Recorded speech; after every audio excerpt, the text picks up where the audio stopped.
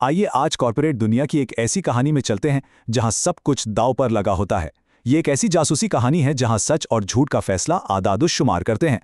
जरा सोचिए, एक ऐसी कंपनी जिस पर सबको भरोसा था, वो दरअसल अंदर से खोखली हो रही थी। बज़ाहिर तो वो कामयाबी की बुलंदियों पर थी, लेकिन हकीकत में इसकी बुनियाद एक बहुत बड़े धोखे पर रखी गई थी। और ये झूठ कोई छोटा मोटा नहीं था, पूरे 9 अरब डॉलर का था। ये वो रकम थी जिसे वर्ल्डकॉम नामी कंपनी ने गलत तरीके से अपने खातों में दिखाया, जिससे उनकी माली हालत हकीकत से कहीं ज्यादा मजबूत नजर आ रही थी। तो आइए इस मामले की तह तक चलते हैं। वर्ल्डकॉम स्कैंडल एक बेहतरीन मिसाल है कि कंपनियां कैसे अपनी किताबों में हेरफेर करती हैं, और ये हमें वो निशानियां सिखाता है जिन पर हमें नजर रखनी चाहिए। तो हुआ क्या? सीधे लफ्जों में अमेरिकी सिक्योरिटीज एंड एक्सचेंज कमीशन के मुताबिक धोखाधड़ी का तरीका बहुत सादा था। उन्होंने रोजमर्रा के अखराजात को तवील मुद्दती असासे बनाकर दिखा दिया। यह बिल्कुल ऐसा ही है जैसे कोई अपने महीने के राशन के बिल को जायदाद की खरीदारी जाहिर कर दे। और यहीं से हमें फ्रॉड का एक बहुत बड़ा उसूल समझ में आता है, जिसे कहते हैं असासों की मालियत को बढ़ा चढ़ाकर पेश करना। ये सिर्फ वर्ल्डकॉम की कहानी नहीं, बल्कि ये एक आजमाया हुआ तरीका है जिसे कंपनियां अपनी माली हालत को बेहतर दिखाने के लिए इस्तेमाल करती हैं। इस टेक्निक का नाम है असासों की गलत कदर लगाना। इसका मतलब बिल्कुल सीधा है। एक कंपनी ये झूठ बोलती है कि उसके पास कितनी मालियत की चीजें हैं ताकि वो हकीकत से कहीं ज्यादा कामयाब और मुनाफा बख्श नजर आए। या देखें, ये स्लाइड फर्क को कितना वाज़ेह कर देती है। वर्ल्डकॉम ने अपने माहाना लाइन के अखराजात, जो कि एक आम खर्चा है, उसे एक असासा बनाकर पेश किया, जैसे कोई नई इमारत खरीदी हो। सिर्फ इस एक चाल ने उनके मुनाफे को कागजों पर अरबों डॉलर तक पहुंचा दिया। तो सवाल ये पैदा होता है कि इस तरह के फ्रॉड का पता कैसे लगाया जाए। अच्छी बात यह है कि ऐसी धोखाधड़ी अपने पीछे कुछ सुराग जरूर छोड़ जाती है। चलें देखते हैं कि ये सुराग हैं क्या।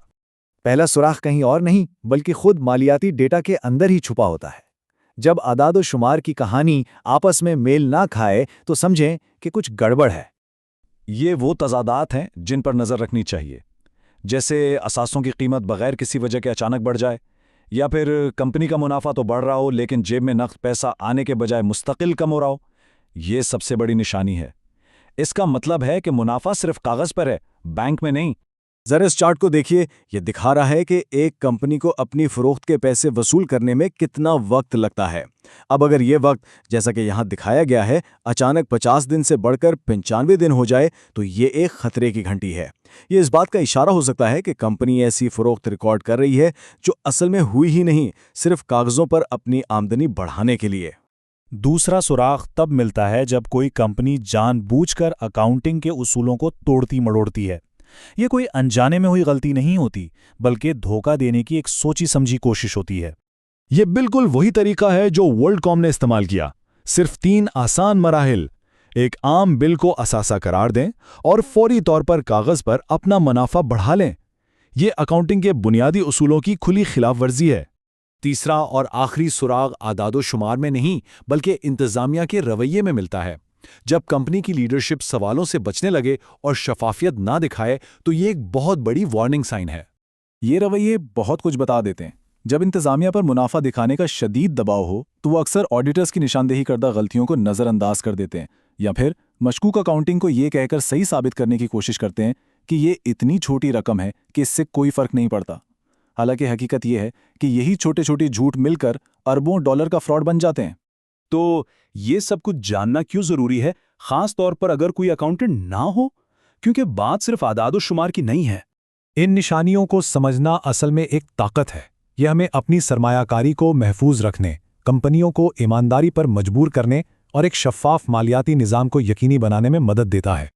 और ये सब हमें एक बहुत अहम सवाल पर लाकर खड़ा कर देता है। अगर खतरे की ये अलामतें अक्सर वाज़ेह होती हैं तो फिर अरबों डॉलर के फ्रॉड सालों तक कैसे चलते रहते हैं?